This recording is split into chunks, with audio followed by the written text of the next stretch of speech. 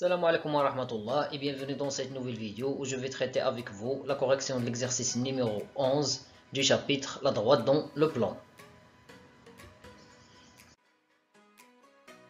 Le contenu de l'exercice. On considère 3 points A de coordonnées 1, 2, B de coordonnées 3, moins 3 et C de coordonnées moins 1, 3 et un vecteur U de coordonnées moins 2, 3 et soit x égale à 1 moins 2t, y égale à 1 moins t avec t appartenant à R, une représentation paramétrique d'une droite delta. La première question, tracer la droite D passant par le point A et du vecteur directeur U et la droite delta. La deuxième question, déterminer une représentation paramétrique de la droite D. La troisième question, déterminer le couple de coordonnées de deux points B' et C' de la droite D. Quatrième question, les points B et C appartiennent-ils à la droite D?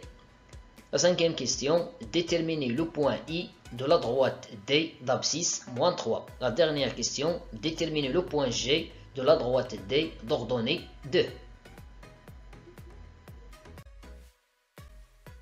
La première question, traçons la droite D passant par le point A et du vecteur directeur U et la droite delta. D'après les données de l'exercice, on a le vecteur U de coordonnées moins 2, 3, le point A de coordonnées 1, 2, et x égale à 1 moins 2t, y égale à 1 moins t, avec t appartenant à R, une représentation paramétrique de la droite delta.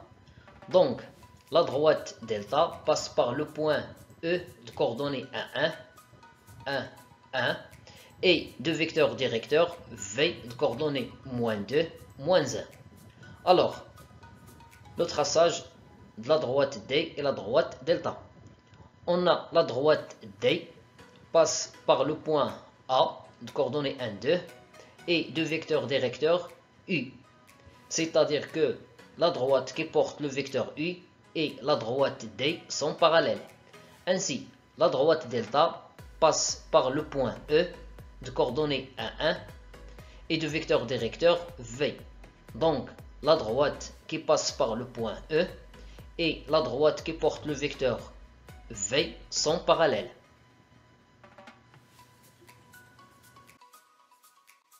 La deuxième question, déterminons une représentation paramétrique de la droite D, soit M de coordonnées x, y, un point appartenant à la droite D.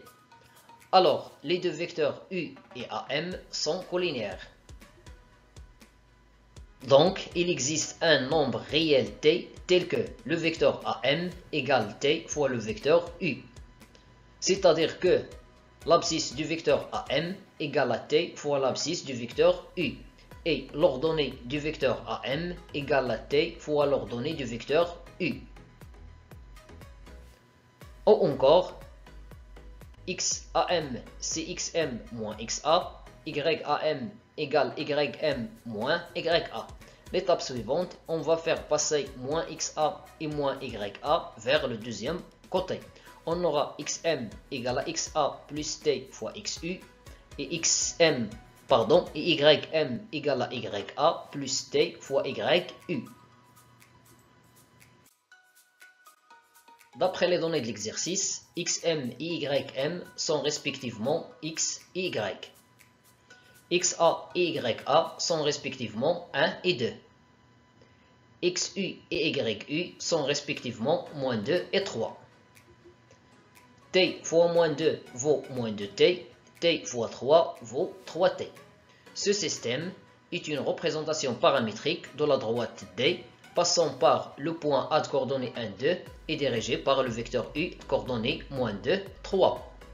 La troisième question, déterminons le couple de coordonnées de deux points B' et C' de la droite D.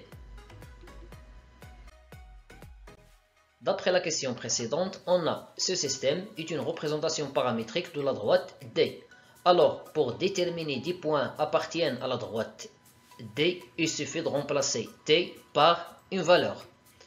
Pour T égale à 1, on obtient X égale à 1 moins 2 fois 1 et Y égale à 2 plus 3 fois 1. J'ai remplacé T par le nombre 1. Moins 2 fois 1, ça fait moins 2. 3 fois 1, ça fait 3. 1 moins 2 égale à moins 1 et 2 plus 3 égale à 5. Cela signifie que le couple de coordonnées du point B' est moins 1, 5. De la même manière, on va remplacer t par moins 1 pour déterminer les coordonnées du point C'. Alors on obtient 1 moins 2 fois moins 1 et 2 plus 3 fois moins 1. Moins 2 fois moins 1 égale à plus 2. 3 fois moins 1, ça fait moins 3. 1 plus 2 égale à 3. Et 2 moins 3 égale à moins 1. Par suite, le couple de coordonnées du point C' est 3 moins 1. La quatrième question, les points B et C appartiennent-ils à la droite D? On a, d'après la deuxième question, ce système est une représentation paramétrique de la droite D. Et on a les coordonnées du point B sont 3 et moins 3, et les coordonnées du point C sont moins 1 et 3. Supposons que le point B appartient à la droite D. Alors, cela signifie qu'il existe un nombre réel T tel que xb égale à 1 moins 2t et yb égale à 2 plus 3t. D'après les données, on va remplacer x et y respectivement par 3 et moins 3. Donc on aura 3 égale à 1 moins 2t et moins 3 égale à 2 plus 3t. Après, on va faire passer 1 et 2 vers le premier côté. On aura 3 moins 1 égale à moins 2t et moins 3 moins 2 égale à 3t. C'est-à-dire 2 égale à moins 2t, 2 ça fait 3 moins 1, et moins 5 ça fait moins 3 moins 2. C'est-à-dire que t égale 2 sur moins 2. J'ai divisé les deux côtés par le nombre réel moins 2. Pour le deuxième cas, on va diviser par le nombre réel 3. Alors on obtient t égale à moins 5 sur 3. Et s'ensuit que t égale à moins 1, ici, et t égale à moins 5 sur 3. C'est-à-dire que moins 1 égale à moins 5 sur 3, puisque j'ai t, ce qui est impossible. Cela signifie que le point B n'appartient pas à la droite D. De la même manière, supposons que le point C appartient à la droite D. Cela signifie qu'il existe un nombre réel t tel que xc égale à 1 moins 2t et yc égale à 2 plus 3t. D'après les données, on a xc égale à moins 1 et yc égale à 3. Après, on va essayer de déterminer la valeur de t dans chacun des deux cas. Pour cela, on va transférer 1 et 2 vers le premier côté. On aura moins 1 égale moins 2t pour le premier cas. Et 3 moins 2 égale à 3t pour le deuxième cas. C'est-à-dire moins 2 égale à moins 2t et 1 égale à 3t. Pour le premier cas, on va diviser les deux côtés par le nombre réel moins 2. Et pour le deuxième cas, on va diviser par le nombre réel 3. Donc on obtient moins 2 sur moins 2 égale à t. Et 1 sur 3 égale à t. Moins 2 sur moins 2, c'est 1. Et ici, 1 tiers.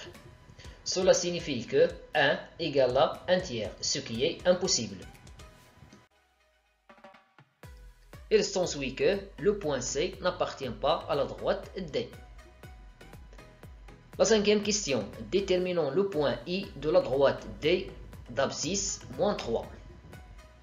On a, d'après la deuxième question, ce système est une représentation paramétrique de la droite D. Comme le point I appartient à la droite D, cela signifie qu'il existe un nombre réel T tel que xi égale à 1 moins 2t et yi égale à 2 plus 3t. D'après les données de la question, le point I est d'abscisse moins 3. Donc on va remplacer xi par moins 3. On obtient moins 3 égale à 1 moins 2t. C'est-à-dire moins 3 moins 1 égale à moins 2t. J'ai déplacé 1 vers le premier côté, devient moins 1. Cela signifie que moins 4 égale moins 2t. Après, on va diviser les deux côtés par le nombre moins 2. On obtient t égale moins 4 sur moins 2, c'est-à-dire t égale à 2. Après, on va remplacer t par cette nouvelle valeur, c'est-à-dire par 2, dont yi égale à 2 plus 3t. Alors on obtient yi égale 2 plus 3 fois 2. Ça veut dire que yi égale à 2 plus 6. 6, c'est 3 fois 2. Donc, yi égale à 8. En définitive, les coordonnées du point I sont moins 3 et 8. La dernière question, déterminons le point G de la droite D d'ordonnée 2. Toujours d'après la deuxième question, ce système est une représentation paramétrique de la droite D. D'autre part, comme le point J appartient à la droite D, cela signifie qu'il existe un nombre réel T tel que xg égale à 1 moins 2t et yg égale à 2 plus 3t. D'après les données de la question, on a yg égale à 2. Donc on obtient, on va remplacer dans le deuxième cas, on obtient 2 égale à 2 plus 3t. Après, je transfère 2 vers le premier côté, devient moins 2. Donc on aura 2 moins 2 égale à 3t. C'est-à-dire que 0 égale à 3t. Cela signifie que t égale à 0. Après, on va remplacer t par 0, donc xg égale à 1 moins 2t. Alors, on obtient xg égale 1 moins 2 fois 0. Ça veut dire que xg égale à 1 moins 0, d'où xg égale à 1. Et en définitive, le point G est de coordonnées 1, 2. C'est tout pour cette vidéo. Merci et à bientôt.